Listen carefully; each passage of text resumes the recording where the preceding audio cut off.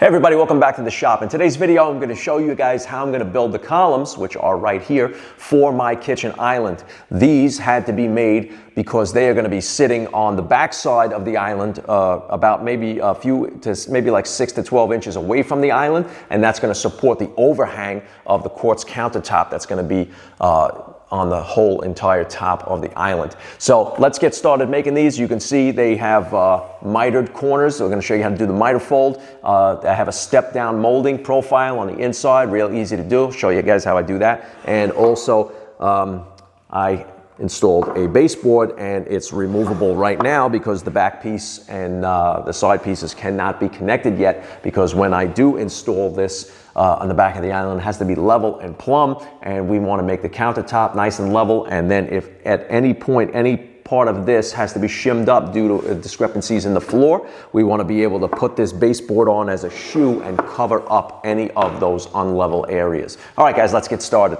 So the way I built these out was just use the sliding table saw, rip down the plywood to the dimensions of 166 millimeters on the face and the rear. And so the side panels were 166 minus the 18 millimeter plywood on each side here. So that's minus 36, and that gave me the dimension for the internal piece on the sides, giving me a total of 166 all the way around, which is roughly 6.5 inches. Because when we miter the solid wood, which you can see right here, we're going to long bevel cut that, and we're going to glue it together, and then we're going to glue and nail it onto each one of these corners to give it that frame and panel look that we're going for. And basically what that's going to do is, with the 3/4 inch overhang on each side, that's going to give us 1.5 inches added to the 6.5, which will give us a total of 8 inches around on the column. So we have the 8-inch column. So if you make it 6.5 with the overhang of those mitered corners or beveled corners, whatever you want to call them, you're going to get a full 8-inch piece. Okay, so the first thing I want to do here at the sliding table saw is to cut these to the dimensions of the length of the columns. I have the fence still set up from when I cut the side pieces of the columns so that it's going to be exact. It's one of the benefits of the repetitiveness, is keeping your equipment set up when you know you need to make more than one piece from the same cut, especially in this situation here. So basically what I'm going to do is I'm going to cut off one end square, and then I'm going to slide this down, and then I'm going to hit my mark over there with the stop block. I have the fence pulled all the way back so it doesn't interfere with the kickback of the blade. And what I'll do is slide it through, and I'll cut as many pieces as I need to cover all 4 corners of both of the columns. I'm going to need 16 pieces in total, so I'm going to have to make all my cuts first before I start to rip the bevel and rip them down to the width that I need them.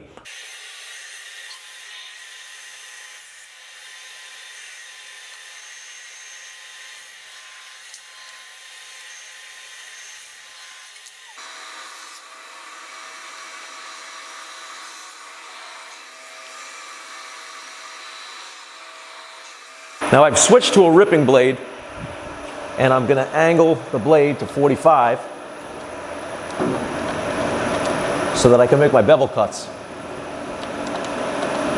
The digital readout over here.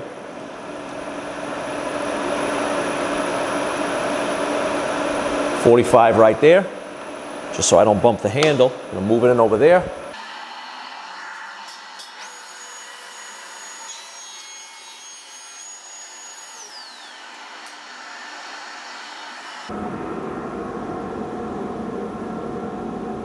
Okay, so I have my material here on the sliding table behind me, and I just want to briefly go over really quick how I get a straight line rip on this 45 bevel here safely and do it hands-free like you just saw. So you can see here I have a nice, perfectly crisp 45-degree edge. It's very bright in here, so it might be hard to see it, but hopefully it's coming through on the camera. So I know that because of trial and error, what I can do is to get my perfect straight line rip even though I don't have to worry if it's even or not. I want to maximize the material here, so I don't want to waste anything on the cut. So what I do is I back the sliding table up, and I jam it against the shoe here, or this is the wood stopper, as they call it. And I know that for me to get the blade close to the corner as I can without getting a squared off edge, getting a nice crisp knife-like edge. I have to be 30 millimeters off of the sliding table. So what I'll do is I'll bring it here and I'll measure 30 right there against the wood stopper. And then I'll come to the back and I'll bring this out 30 millimeters. And I'm just gonna double check and make sure that the top didn't move and I have it at 30. And now I can drop down my clamp, lock that in place there. And now this is locked in place here. It's locked against the shoe. Now I can put on my safety equipment and I can run this through basically hands-free.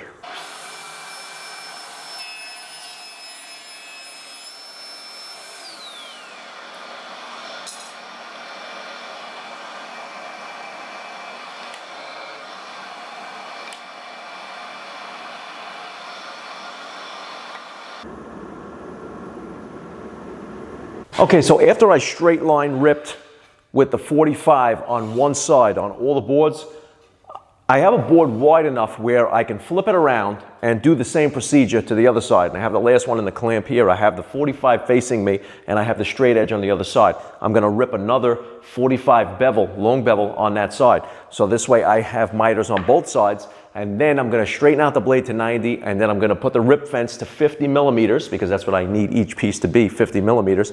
And then I'm gonna run that edge against the rip fence. Then I'll flip the board around, run the other edge against the rip fence, and then I have two 45-degree long bevels that are 50 millimeters wide with one straight edge on the other side. So this way I can start joining them together and making my corners for these columns.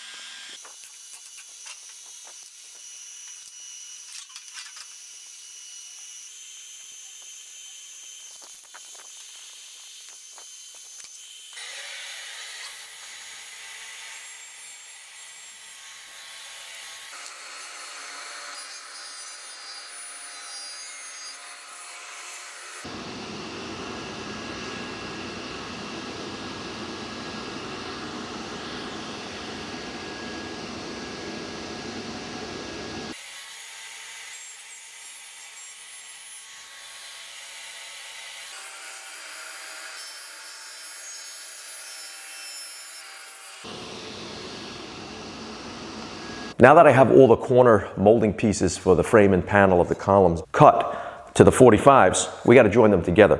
So what I'm going to do is put them down on the bench with the 45 pieces hitting each other. Now you've seen me glue up things like this when I'm doing like long miter folds on box beams for ceilings.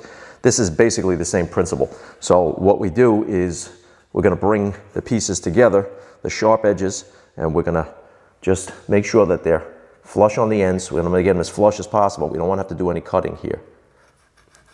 Okay, so that's perfect right there. Let me try to get the flattest part of my bench together here so that the boards can be a little springy at times when you cut them to this width. So that's flush. And we're just going to take some blue painter's tape. And we're going to take a couple of pieces and just to kind of hold them together temporarily. We're going to take a piece at the top. This is going to help keep them aligned while I get ready to put the long piece of tape on there for the glue up. Piece there. And one piece on the bottom end. And you're going to have to kind of, pull it together as you go, because they're going to want to try to walk away on you. There we go. And then we're just going to run the length of the board, piece of painter's tape from end to end, right down the center.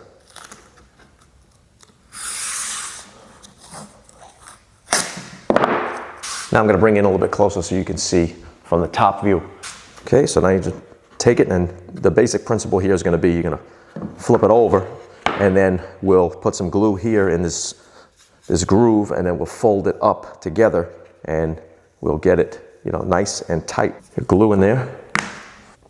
I kind of try to get the glue you know, a bead at the top, and what's going to happen is it's just going to, from the glue, this is Titebond 3. It's a waterproof glue. It's going in the kitchen, so that's, you know, a plus. But it gives you more open time on the glue up.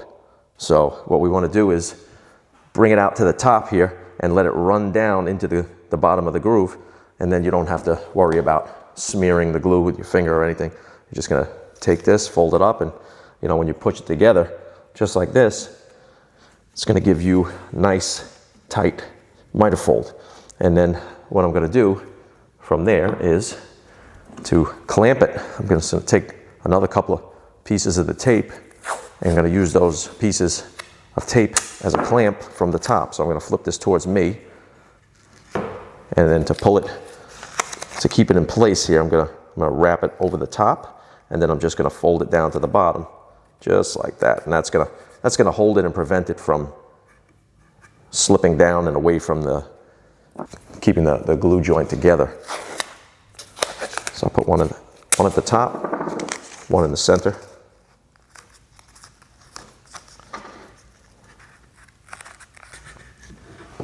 We're going to leave this in the tape for about 3 hours. And also what we're going to do is, before we set it aside, I'm going to clean the heavy glue squeeze out from inside the groove here, because we want to make sure that we have a free and clear inside 90, so that we can put that right on the corner of the column and nail it on, and everything will be perfect.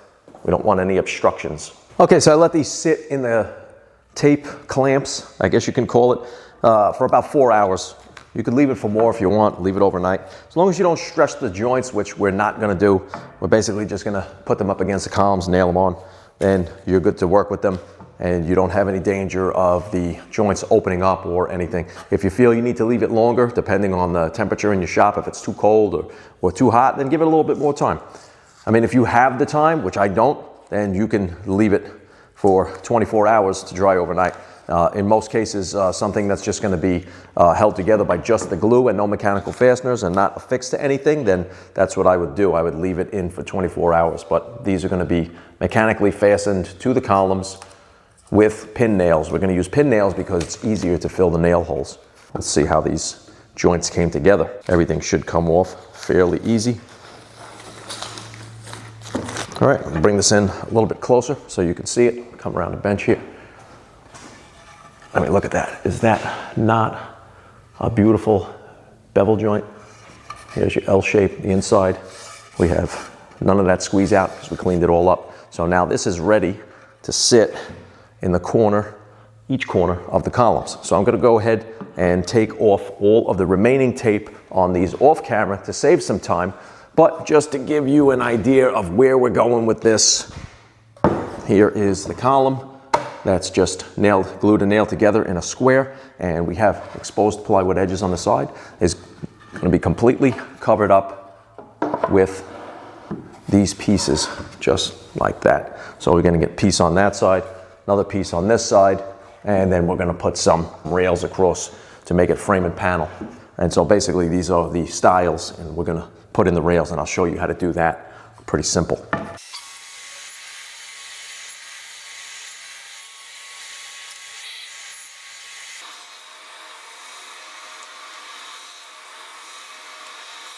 Okay, so I cut all my center pieces here at the table saw. It's much safer to do it that way because you can butt it up against the fence. Your hands are nowhere near the blade. So these are for the top rails. These are spacers for the bottom. I'm going to be having a baseboard wrap around this, a short baseboard, but I need to space this up at the correct distance from the bottom. I needed a total of 184 millimeters from the bottom so that I can have a 3.5 inch baseboard here, which I think is somewhere around like 90 or 88 millimeters. So I'll show you that in a second. First thing I want to do is start to nail on the pieces, and there's a specific order that I'm going to do it in. and it's gonna be the side piece, and I'm gonna flush it up to the top, and I'm gonna make sure that this part, because this is gonna be the top, I have a T marked in there so I know it's the top, so this is gonna be completely flush.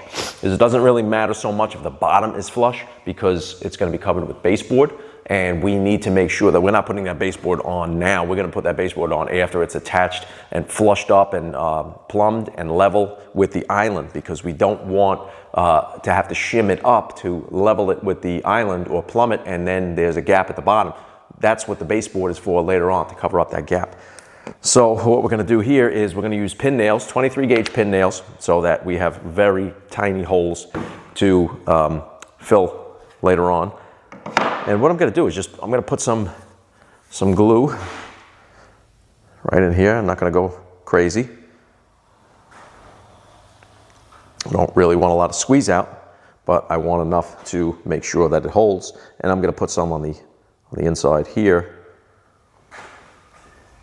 because that's gonna go against the side piece here. So the way I'm gonna do it now is to press it on against here, just like that.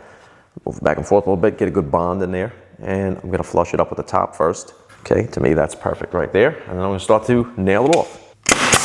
We're using 1.25" 23 gauge pin nails. Nice and flush. And I'm gonna also nail the sides in. We'll come back and put just a little bit of wood filler over those later, but really easy to cover a 23 gauge pin nail. Okay, so the next step is gonna be to put the top rail on, and the way I'm gonna do that is just a little bit of glue on the back here, a little bit of glue on the side, right there. I'll make sure I get that piece of sawdust out of there, because that can screw up the joint. So I'm gonna put it right on there, get it nice and flush with the top.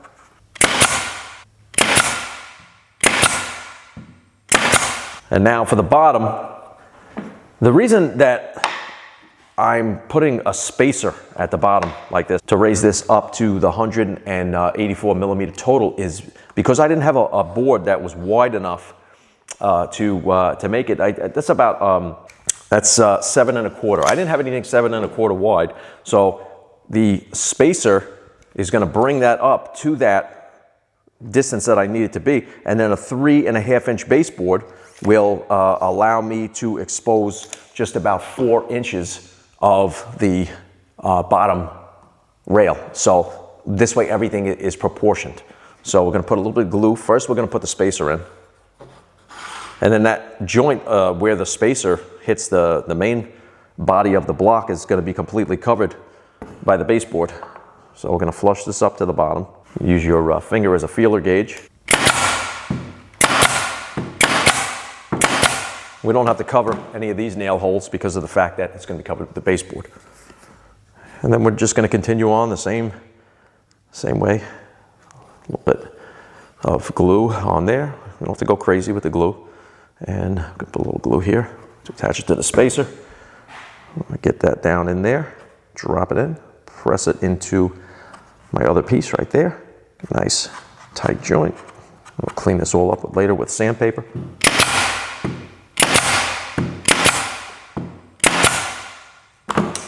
Okay, doing good so far.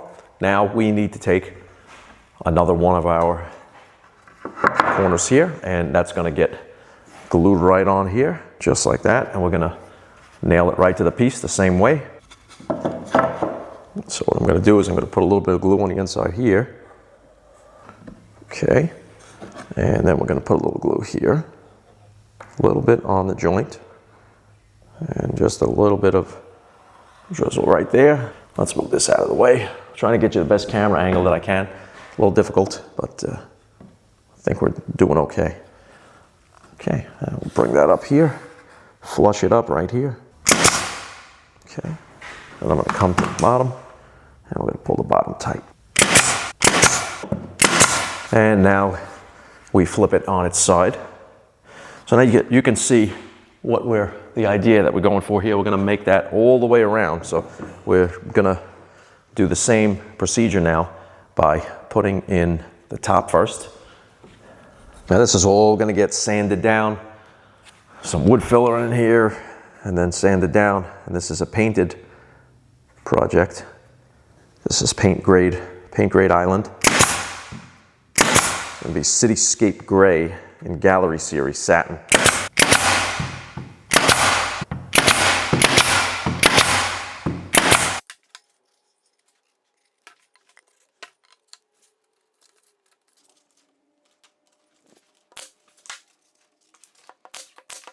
So far we have 2 sides done.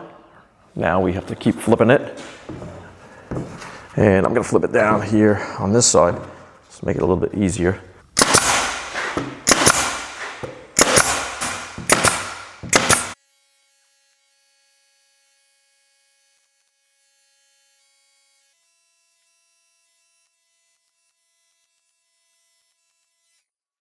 Okay, so there we go.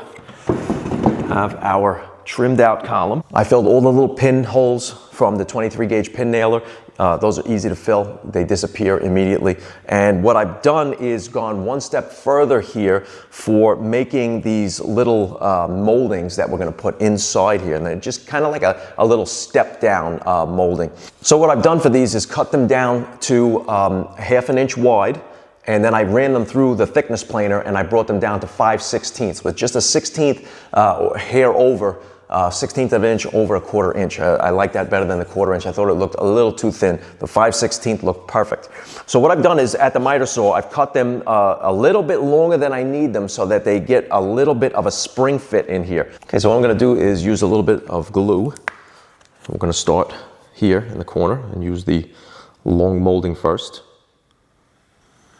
Now I don't want to get any squeeze out because I don't want to have to clean it up. We need just a little bit of that glue in the corner there. We can hold this in place nice and tight. You can see how there's a little bit of a spring fit here. We want that press fit in there, nice and tight. That will give you nice tight joints. And then I'm just going to shoot some headless pins in there. You don't need too many. And we'll come back and fill these also with a little bit of wood putty. Then what I'm going to do is the opposite side. Spring fit this in place here.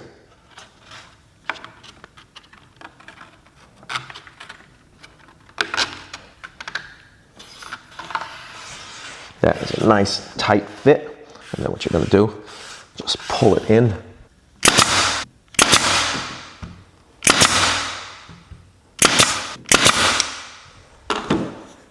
And now these little pieces here are going to be a real nice tight fit, give you a nice tight joint. So what I'm going to do is just put a little glue, just like that. Get a little bit up the sides. Press this right in there, just like that. That's the fit you want, that nice tight press down fit. All right, perfect. We get the same press fit here. You hear that popping sound when it's popping into place? That's when you know you got a really, really tight fit. That's what you want. Okay, really nice. There we go. Just tack that in place. Okay, now I have 2 of the sides nailed in. I have to do the other 2 sides as well, but you can see here the design element that we're going for. And then at the end, obviously this will be painted to the same color. It's primed right now, but it's going to be painted to the same color as the column, which is going to be that Cityscape Gray. And the way that's going to sit on here is just right over, just like that. And then the last piece will go on after the column is installed in the back, and that will be glued together. Now, I like to pre-assemble any small baseboard pieces that I can, or crown moldings that I can, so that we can just slide it on from the front, and that we have a beautiful miter joint right here that once it's painted and nailed on, it just completely stays seamless. I do that with a lot of my moldings. You saw I do door casing like that. I do window casing like that. I pre-assemble as much as I can. Crown returns, I like to do pre-assembly with CA glue it together, and then just tack it on. So there is a lot less work later on. So now we're gonna just take this out of the way, and I'm gonna sand everything down so it's nice and flush, so you guys can see what it looks like without all of this wood filler.